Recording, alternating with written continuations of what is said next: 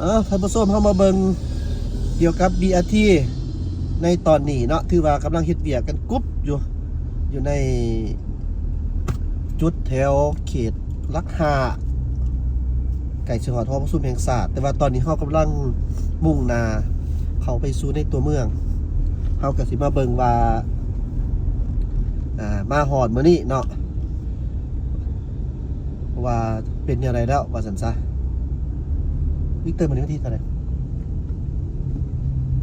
เรื่องมึงวันที่ ล่าสุดอีกแหละเจ้าแอดมิน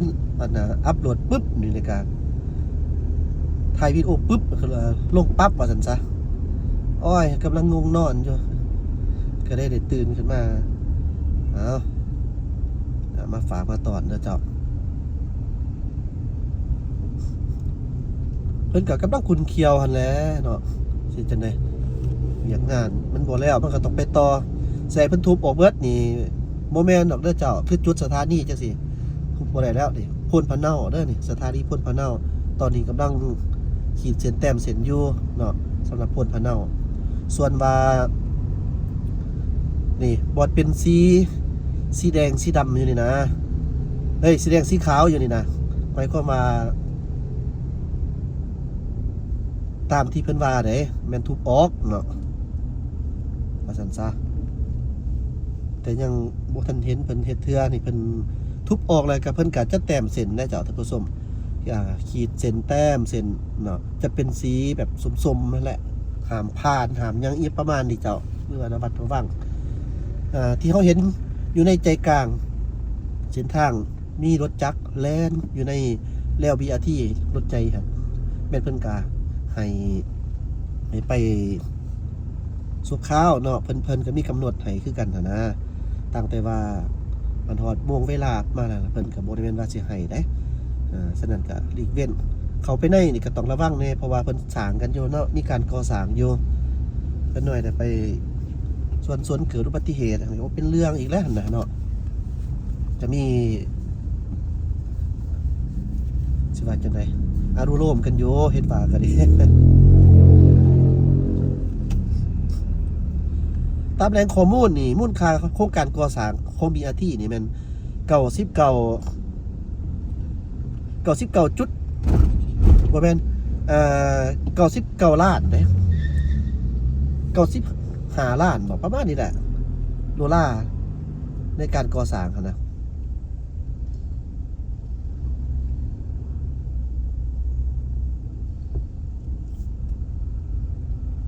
ไฟแดงสอนหน่อยอย่างนี้มี2บอลเพราะว่ามันมีแง่มาเด้บางทีนี่ก็แง่พ่นพะเนาเนาะแง่พ่นพะเนาก็ถือว่าสิออกไปถ้าพ่นต่องก็ได้อย่างประมาณนี้3แยกก็ผ่านมาส่วนว่าอยู่นี่ก็แยกพ่นเข่งอันนี้นะไฟแดงอันพ่นเข่งเนาะไอ้ขวามือนี่ก็มันออกไปทางอย่างก็ห้องเฮียนอย่างต่างๆห้องเฮียนนั่นวิทยาลัยลาวอเมริกาไปบางซ้ายมือนี่ก็สิออกไปเวียงเจริญเนาะถัดหลวงเวียงเจริญอย่างประมาณนี้ครับติ๊กจันเท่ากับมิสเน่อยู่ไหนกับทันสมัยอยู่ไหนเบิ่งแม่ทุกอย่างเลยนะเนาะเบิ่งป้ายโฆษณาอย่างต่างๆนะมีแต่เป็นลักษณะแบบนี้ส่วนใหญ่เด้ตามเป็นป้ายขามทางเสียดายจุดเพิ่นเฮ็ดนี่นะจุดนี้นี่เนาะถ้าหากว่าเพิ่นเฮ็ดเป็นแบบคนยางขามทางใส่เพิ่นประโยชน์ใดคือกันกับพ่อกายผ่านมาเมื่อกี้จุดต่างหาได้นั้นแห้งสิคักเนาะให้เกิดประโยชน์ดี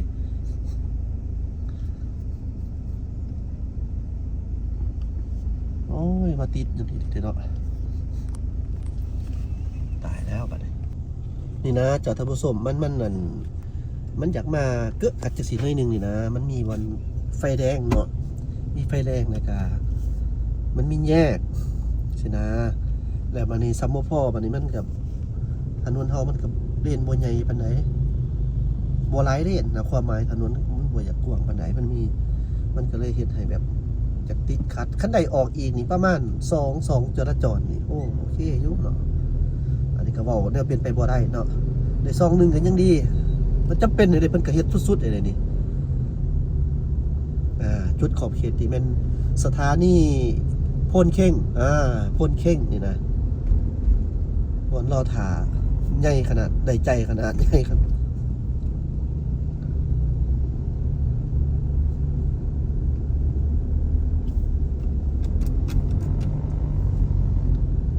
เดี๋ยวเขาหันไถเบิ่งจนหอดพุ่นละเนาะหอดแถวอันนั้นพุ่นละสิไปนี่เขาไปทางคู่บอกคู่เวียงพุ่นเนาะไปเบิ่งตามแนว BRT เข้าไปเลยนี่นะ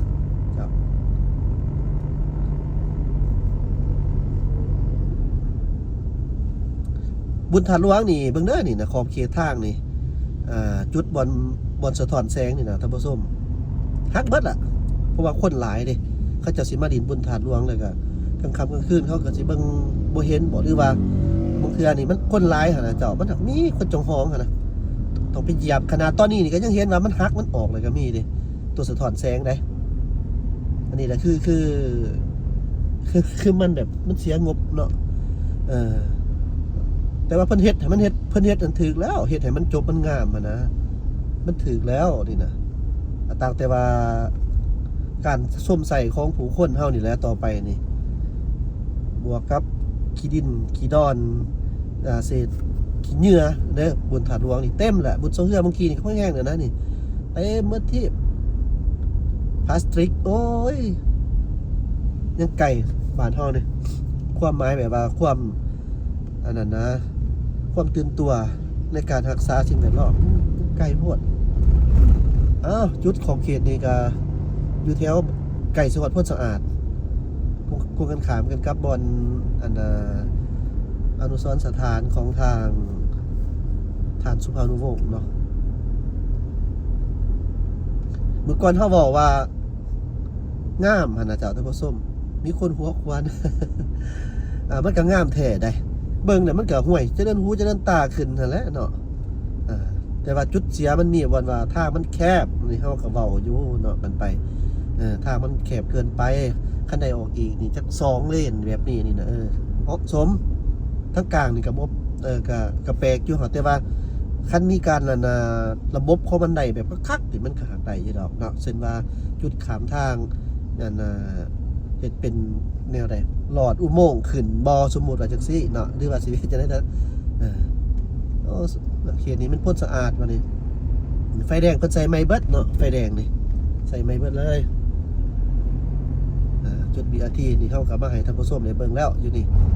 ว่าเป็นแนวใดบ่อนนั่งรอท่ามี CCTV คือว่ากล้องวงจรปิดคักแน่ครบเบิดเลยเนาะเจ้า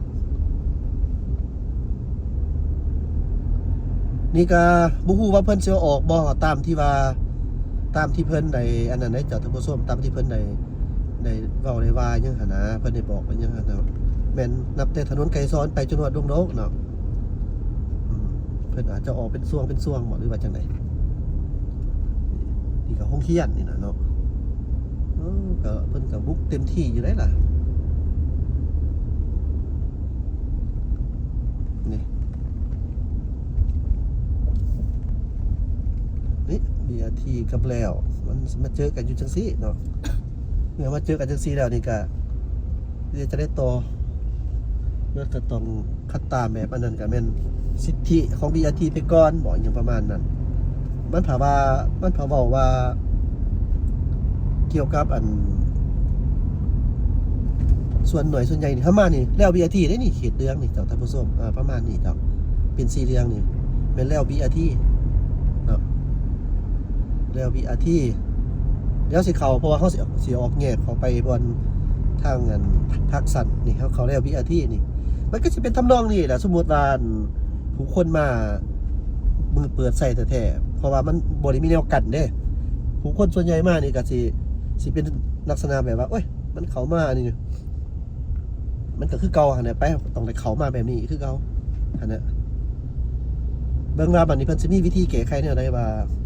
ได้มือเปิดแท้ๆสิให้รถส่วนรถเข้ามานำกันนี่ได้บ่เนาะ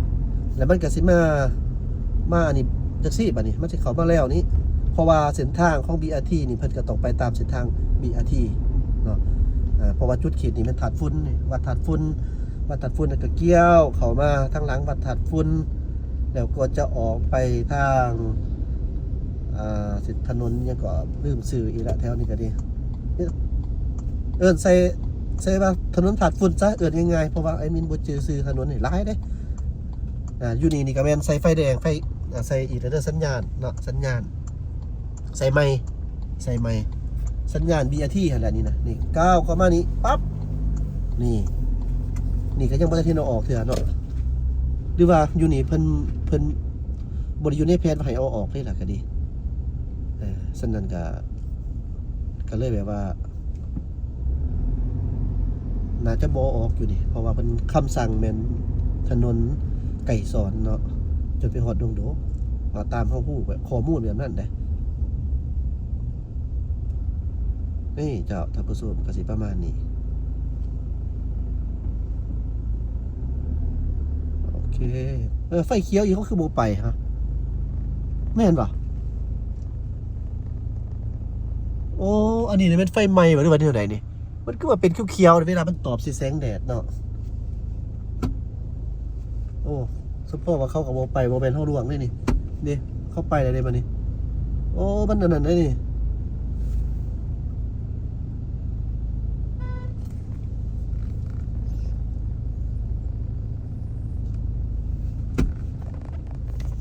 งงเลยไปกับงงด้านนี้นะขั้นนั้นพอไปไฟแดงไฟเหลืองไฟเขียว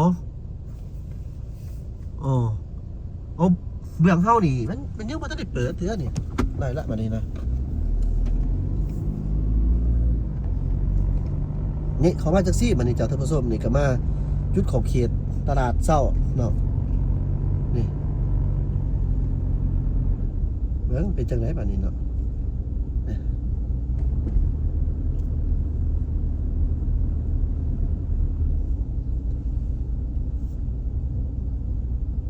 โอเค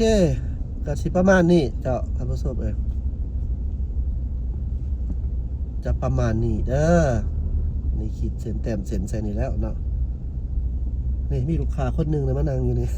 2 คนนี่ขอบเขตนี้จุดนั่นเด้จุดซุ้มจุดร่วมคัดสิเว้าเลยมันจุดร่วมพ่น ท่านผู้ชมก็สิประมาณนี้ได้เจ้าสำหรับการอัปเดต BRT ยังมี2ทางไปพุ่นอีกที่ว่าถูกทุบออกเบิดเนาะตะกี้ที่แม่นเพิ่นเฮ็ดเป็นคู่แล้วก็มีแต่มีอันนั้นพร้อมเนาะแล้วทุบทิ่มมาละเด้อจุดไปโฮมมัวสวดนี่กับปูออกมาก็งามเด้อว่าซั่นซะเรื่องงามนี่งามว่าซั่นซะความงามนี่งามอยู่แต่ว่ามันก็เว้าเรื่องตัวอันคือว่าเด้อถ้าแคบว่าไปว่ามากกะเดียวกันคือเก่าหั่นน่ะเนาะเจ้าแล้วก็หมุนมาแท้ว่าขอบใจที่ตามมาส้มอย่าลืมกดไลค์กดแชร์กด Subscribe ให้มินเด้อจ้าสบายดี